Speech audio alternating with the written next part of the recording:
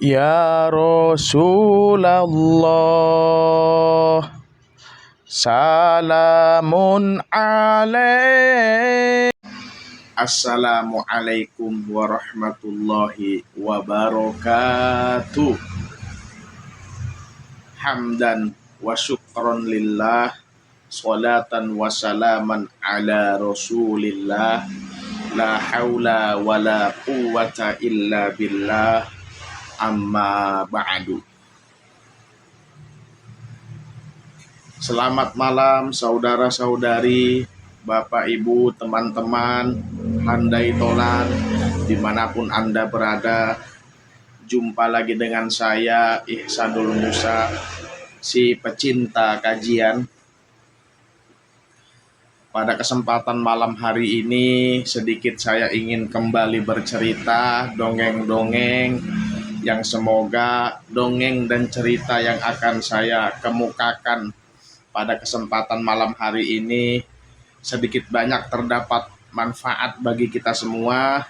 Amin, amin, ya Rabbal Alamin.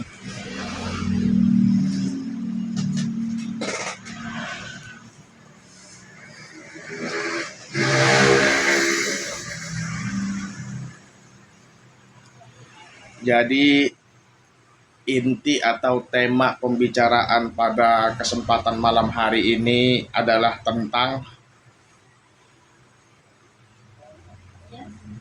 jangan percaya kepada lawan jenis, baik dia itu seorang yang kelihatannya biasa-biasa, orang umum, orang yang awam agama, sampai kepada orang yang dianggap pemuka agama, baik itu ustadz, kiai, gus, habib, ajengan, tuan guru, buya, dan lain sebagainya. Karena tertriggernya saya membahas, ingin sedikit cerita dongeng-dongeng tentang ini pada kesempatan malam hari ini adalah tanpa sengaja saya sedang scroll-scroll di waktu senggang nonton HP di YouTube. Pada saat yang bersamaan sekarang ini terjadi dua hal yang memalukan, yaitu tentang lagi-lagi pencabulan di pondok pesantren di dua tempat yang berbeda.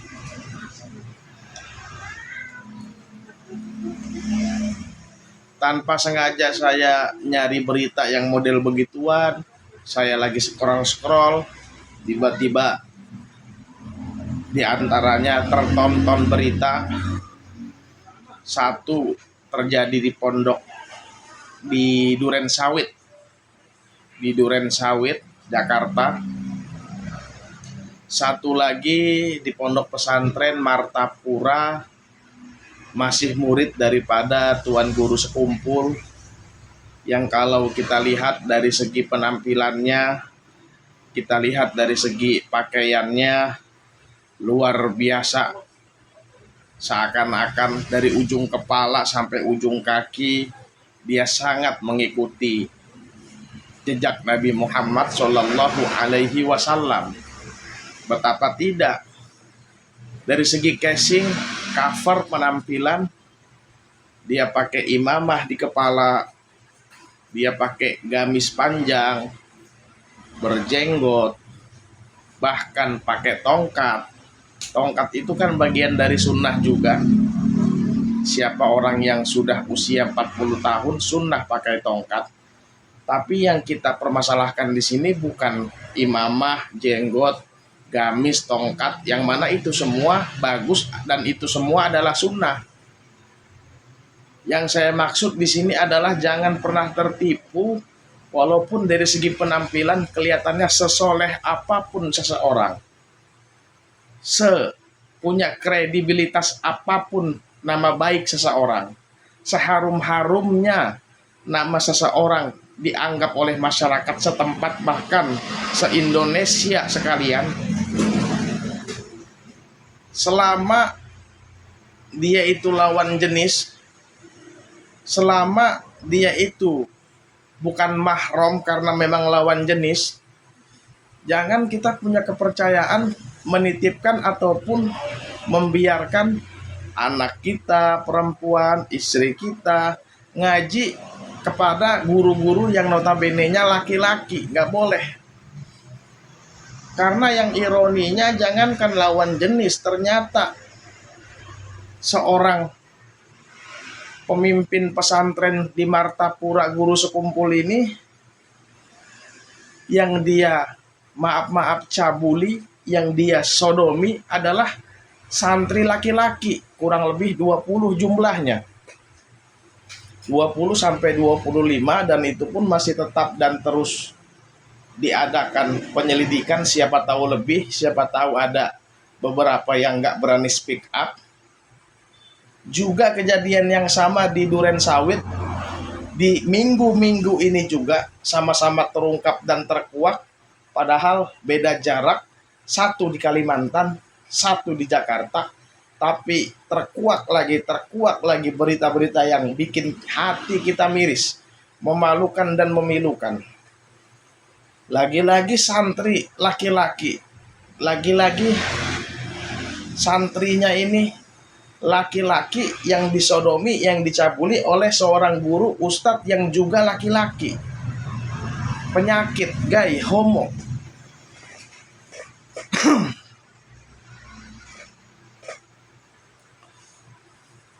Dari sini kita bisa banyak dapat pelajaran untuk kewaspadaan kita. Karena pada prakteknya di masyarakat,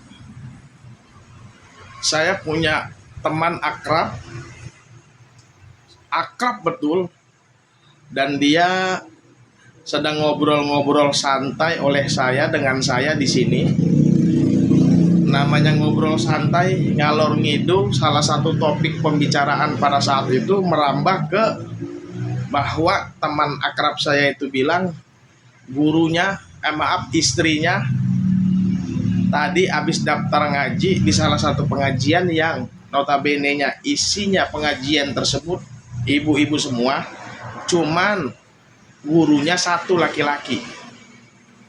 Jadi pengajian taklim yang notabene-nya jamaahnya muridnya perempuan diisi oleh satu ustadz, satu guru yang laki-laki.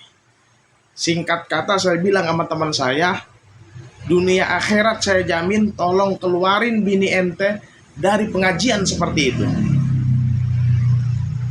Kaget dia kan, karena kan yang ada di kepala dia pengajian adalah positif, pengajian adalah ibadah, menuntut ilmu, bahkan bagian dari jihad. Betul, tapi saya jelaskan bahwa apa nggak ada ustazah-ustazah, umi-umi, kaum muslimat yang berilmu untuk mengajarkan para ibu-ibu, seperti contoh Mama Dedeh barangkali. Apakah nggak ada? Sementara pondok pesantren perempuan santriwati terus eksis sampai sekarang, kemana jebolan-jebolannya? Jangan biarkan, jangan kasih anggota keluarga kita, baik anak kita, istri kita, untuk belajar kepada ustadz yang notabene-nya laki-laki. Sementara anak kita, anggota keluarga kita itu perempuan. Jangan kasih. Saya jelasin ke teman saya itu, yang intinya saya bilang, dunia akhirat saya tanggung, saya yang jamin. Kalau seumpama berdosa, biar saya yang nanggung dosanya. Keluarin istri ente dari pengajian tersebut. Karena apa-apaan muridnya, jamaahnya perempuan semua, yang ngajar laki-laki. Apa-apaan. Kekurangan ustazahkah kita? Ambil dari kampung lain, panggil guru dari desa lain. Bukan membiarkan guru laki-laki, ustadz, mau kiai, mau buya, mau tengku, mau habib, ajengan apa kayak namanya, ngajarin para perempuan, para ibu-ibu kita. Karena ya lagi-lagi sepanjang tahun 2024 kemarin, yang mana alhamdulillah sekarang kita sudah 2025, sepanjang tahun 2024 kemarin Saya perhatikan hampir sebulan sekali, bahkan kadang-kadang bisa sebulan 2 kali, kita kedapatan kabar viral tentang hal-hal negatif yang intinya kurang lebih pencabulan di pondok pesantren, pencabulan di panti asuhan, pencabulan yang dilakukan seorang pemimpin majelis taklim, Habib Toha di Cirebon. Setiap bulannya ada terus terungkap, terkuak. Ada lagi podcast di Denny Sumargo, ada lagi podcast di Uya Kuya, ada lagi tersiar di berita-berita, pondok pesantren lagi, pondok pesantren lagi. Walaupun itu oknum, kita tidak boleh menjelek-jelekan atas nama pondok pesantren. Itu oknum bajingan yang bercokol di dalam pondok pesantren. Jadi saya perhatikan sepanjang tahun 2024, hampir sebulan sekali, bahkan kadang-kadang sebulan 2 kali, lahir muncul viral terkuak berita-berita seperti ini. Itu yang notabene-nya berita terjadinya di mana-mana tempat, cuman atas bantuan media kita dapat informasi. Sebenarnya dalam kehidupan pribadi saya aja, dalam satu buah perumahan, banyak kejadian. Oknum ustadz, ketua DKM, oknum ustadz yang ngajarin main robana, main hadroh, naksir sama bini orang. Oknum ustadz yang maaf membegal payudara seorang gadis di depan rumahnya. Banyak banget teramat, banyak kejadian kisah nyata yang terjadi pada kehidupan saya pribadi di komplek, di perumahan di mana saya tinggal. Itu yang asli. Begitu juga yang dari berita-berita kejadian di mana-mana tempat. Sehingga atas banyaknya info-info, bahkan pengalaman saya sendiri mendengar berita-berita jelek seperti itu dilakukan oleh orang-orang yang masih saya kenal, lahirlah pemahaman, lahirlah keyakinan, jangan pernah biarin anak gadis belajar ngaji sama ustadz laki-laki, anak remaja, anak yang katanya masih di bawah umur perempuan diajarin sama ustadz laki-laki. Nggak usah kasih, masih banyak kok yang sejenis. Ustadz ajarin laki-laki, ustazah ajarin perempuan.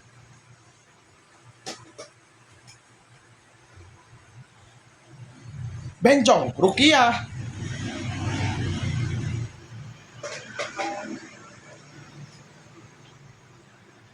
Jadi luar biasa. Bikin jelek citra pondok pesantren, bikin jelek, bikin tercoreng nama ulama, ustadz, gara-gara oknum-oknum bajingan yang bercokol di barisan-barisan tersebut.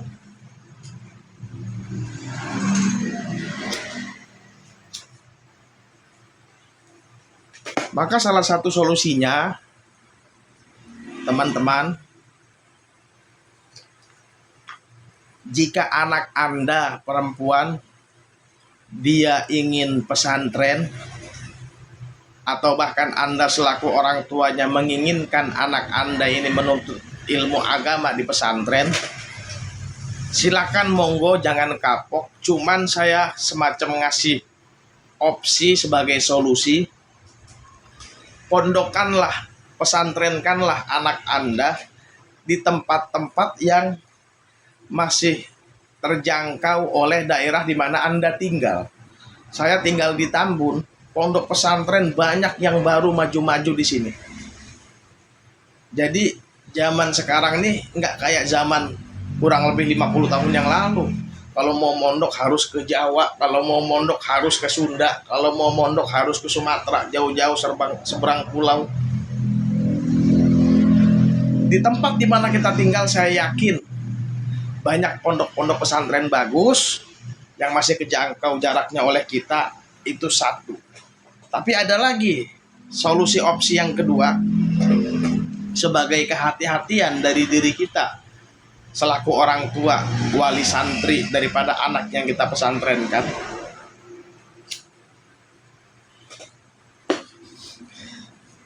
Yaitu tanya ke pihak pondok pesantren, bolehkah minimal seminggu sekali, minimal Syukur-syukur bisa setiap saat kalau ada keperluan anak kita menghubungi kita selaku orang tuanya by phone.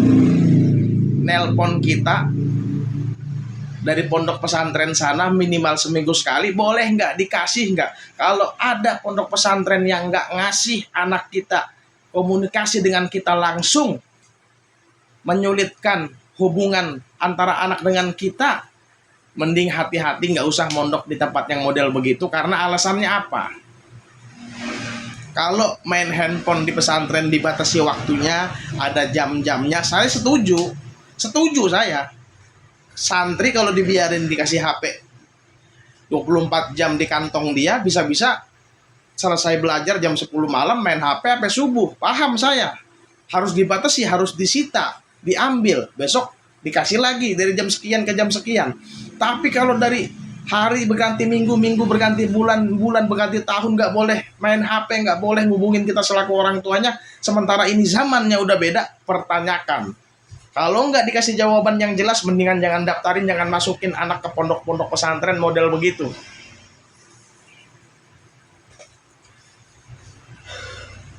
Terlebih anak perempuan, kalau udah dirusak orang, mahkotanya hilang. Anak laki-laki aja tetap harus kita jaga, karena hal yang begitu bisa menular, bisa melahirkan trauma.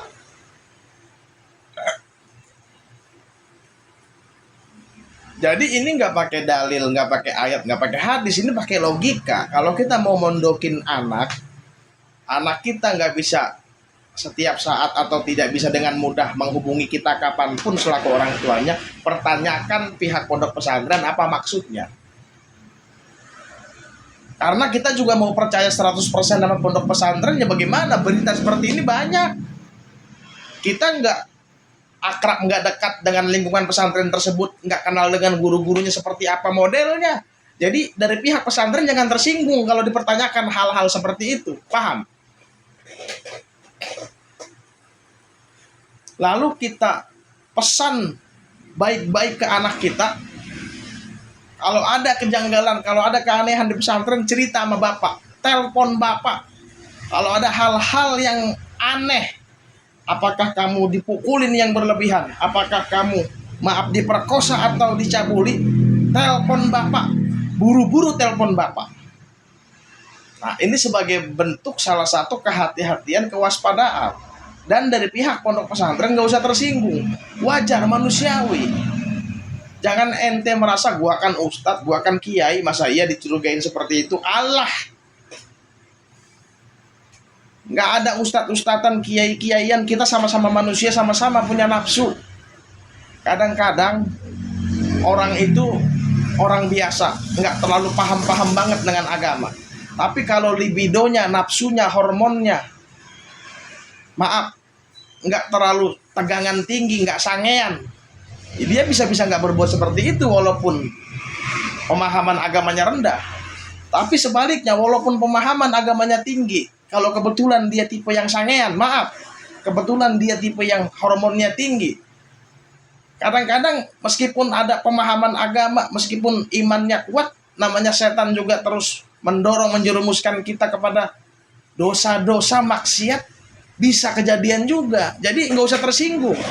Selama kita sama-sama manusia, ada manusia lain waspada dengan kita, sah-sah aja, kecuali menuduh. Begitu teman-teman, saudara-saudari. Ketat jaga anak kita, istri kita, karena itu bagian daripada perintah Allah Subhanahu wa taala. A'udzu billahi minasyaitonir rajim. Ya ayyuhalladzina amanu qu anfusakum wa ahlikum naro. Wahai orang-orang yang beriman, jaga dirimu dan keluargamu, wa ahlikum naro, dari siksa api neraka. Ini juga enggak tendensius.